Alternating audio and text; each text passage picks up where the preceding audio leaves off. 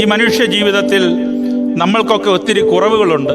പക്ഷേ ദൈവം നമ്മളെ വിളിച്ച് വേർതിരിക്കുന്നുവെങ്കിൽ ആ കുറവുകൾ എല്ലാം തന്നെ പരിഹരിക്കപ്പെടും. ശ്രേഷ്ഠ കാതോലിക്ക ബാവായുടെ എല്ലാ പ്രസംഗങ്ങളിലും ബാവ അത് ഓർമ്മിപ്പിക്കാറുണ്ട്. ഞാൻ ഒത്തിരി കുറവുള്ളവനാണ്, 4ാം ക്ലാസ് വിദ്യാഭ്യാസമുള്ളവനാണ്, ആട്ടിടയനായിരുന്നു, അഞ്ചലോട്ടക്കാരനായിരുന്നു, ജീവിതത്തിൽ ഒത്തിരി ക്ലേശങ്ങൾ സഹിച്ചവനായിരുന്നു. അങ്ങനെയുള്ള കുറവുകളെല്ലാം നിരത്തി ബാവ സംസാരിക്കും.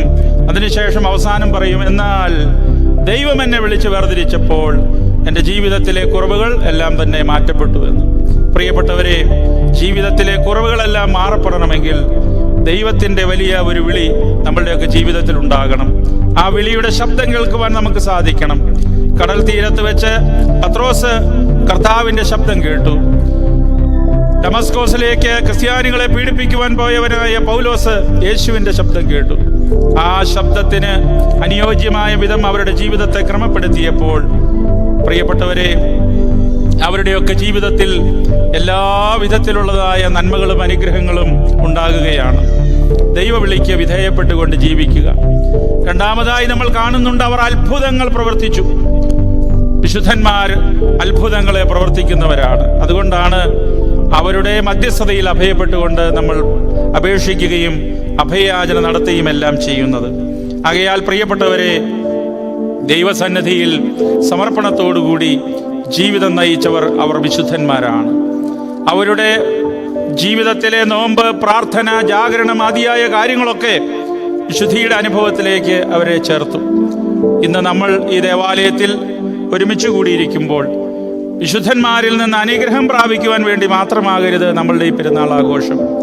അത് ഉണ്ടാകണം. അതോടൊപ്പം തന്നെ നമ്മളുടെയൊക്കെ ജീവിതത്തെ വിശുദ്ധിയുടെ അനുഭവത്തിലേക്ക് ഒന്ന് ക്രമീകരിക്കുവാനായിട്ട് സാധ്യമായി തീരണം. പരിശുദ്ധനായ പൗലോസ് അപ്പോസ്തലൻ ഓർമ്മിപ്പിക്കുന്നുണ്ട്, നിങ്ങൾ എന്നെ അനുകരിക്കണമെന്ന്. അനുകരിക്കുക എന്ന് പറഞ്ഞാൽ എങ്ങനെയായിരിക്കണം? ഞാൻ എൻ്റെ യേശുവിനെ അനുകരിക്കുന്നത് പോലെ നിങ്ങൾ എന്നെയും അനുകരിക്കണം. വിശുദ്ധന്മാരുടെ പെരുന്നാളുകൾക്ക് വരുമ്പോൾ വിശുദ്ധന്മാരെ നമ്മൾ അനുകരിക്കണം. നമ്മൾ അവരുടെ ജീവിതം എന്തെന്ന് മനസ്സിലാക്കണം. അതുകൊണ്ടാണ് എബ്രായർക്ക് എഴുതിയ ലേഖനത്തിൽ നമ്മൾ വായിക്കുന്നത് പോലെ അവരുടെ ജീവിത അവസാനത്തെ നിങ്ങൾ അനുകരിപ്പീൻ. പ്രിയപ്പെട്ടവരെ, പരിശുദ്ധനായ പൗലോസ് അപ്പോസ്തലന്റെ ജീവിതം ദൈവവചനത്തിന് കൂടുതൽ ഊന്നൽ നൽകിക്കൊണ്ടുള്ള ജീവിതമായിരുന്നു. അദ്ദേഹം ദൈവവചനത്തെ മുൻനിർത്തിക്കൊണ്ട് വചനമറിയില്ലാത്ത ജനസമൂഹത്തിൻ്റെ ഇടയിലേക്ക് ഇറങ്ങിച്ചെന്ന് പ്രവർത്തിച്ചു. മിഷണറി യാത്രകളായിരുന്നു. ഒത്തിരി ത്യാഗം, സങ്കടം, ഒത്തിരി ബുദ്ധിമുട്ടുകളൊക്കെ സഹിക്കേണ്ടതായി വന്നു.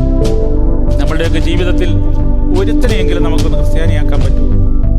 സാധിച്ചിട്ടില്ല. ക്രിസ്ത്യാനിയാക്കുക എന്ന് പറഞ്ഞാൽ അവനെ വിളിച്ച് പള്ളിയിൽ കൊണ്ടുപോയി, അച്ഛൻ്റെ അടുക്കൽ കൊണ്ടുപോയി മാമോദീസ മുക്കി അവന് പേര് മാറ്റിച്ച് ക്രിസ്ത്യാനിയാക്കുക എന്നുള്ളതല്ല. ഒരുവനോടെങ്കിലും നമുക്കൊന്ന് സുവിശേഷം പറയുവാൻ സാധിച്ചിട്ടുണ്ടോ? സാധിക്കാറില്ല. കാരണം എന്താ? നമ്മുടെ ഉള്ളിൽ സുവിശേഷം ഇല്ല.